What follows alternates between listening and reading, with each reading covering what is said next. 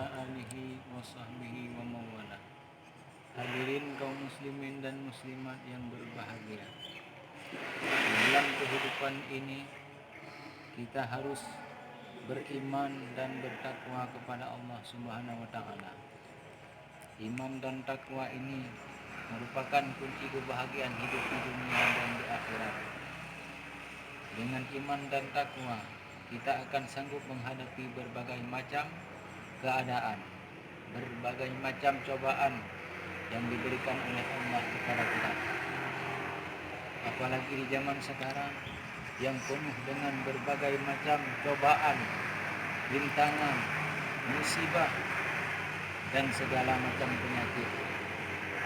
Salah satu penyakit yang sedang merajalela sekarang di seluruh dunia adalah penyakit corona, yang sampai sekarang tidak ada yang menemukan obatnya, sehingga banyak manusia yang merasa ketakutan dengan penyakit corona ini. Tetapi di dalam agama Islam ada 4 perkara untuk menghadapi, yaitu penyakit corona. Inilah yang akan kita bicarakan pada pertemuan kita kali ini.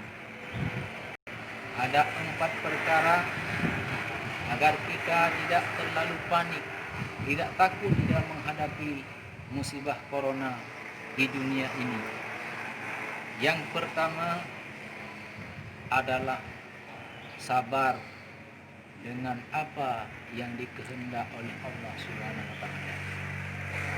Apabila kita bersabar walaupun berbagai macam penyakit yang menakutkan, maka Allah akan selalu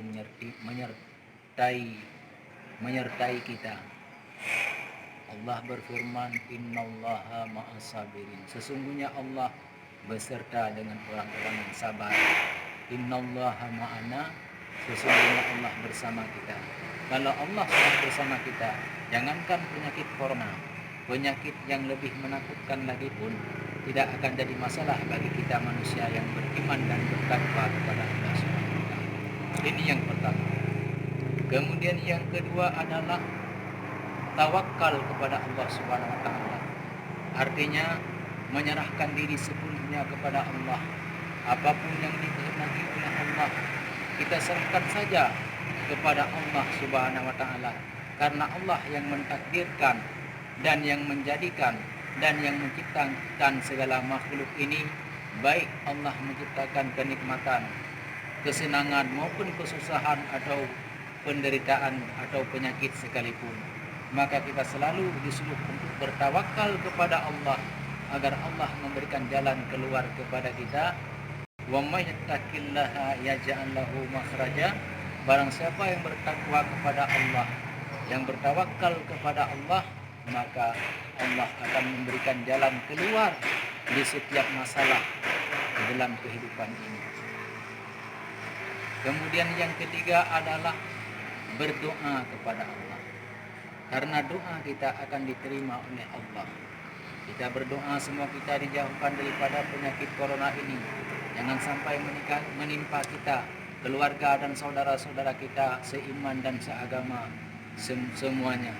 Semoga Allah menyelamatkan kita. Kemudian yang keempat adalah selalu bersyukur terhadap nikmat yang diberikan oleh Allah Subhanahu wa taala. Maka Allah akan selalu menambah nikmatnya, akan mengganti yaitu kesengsaraan menjadi kebahagiaan. Allah akan mengganti penyakit menjadi obat. Allah akan menjadikan suatu musibah menjadi nikmat, sehingga kita akan mendapat kebahagiaan di dunia dan di akhirat. Inilah 4 perkara yang perlu kita amalkan dan kita ketahui dalam kehidupan ini untuk menghadapi kiat-kiat cara untuk menghadapi corona yang sedang merajalela di atas permukaan bumi Allah ini. Inilah saja yang dapat saya sampaikan. Mudah-mudahan ada manfaat. Terima kasih atas segala perhatian. Mohon maaf atas segala kekurangan. Usikum wa nasibi taqwallah. Wassalamualaikum warahmatullahi wabarakatuh.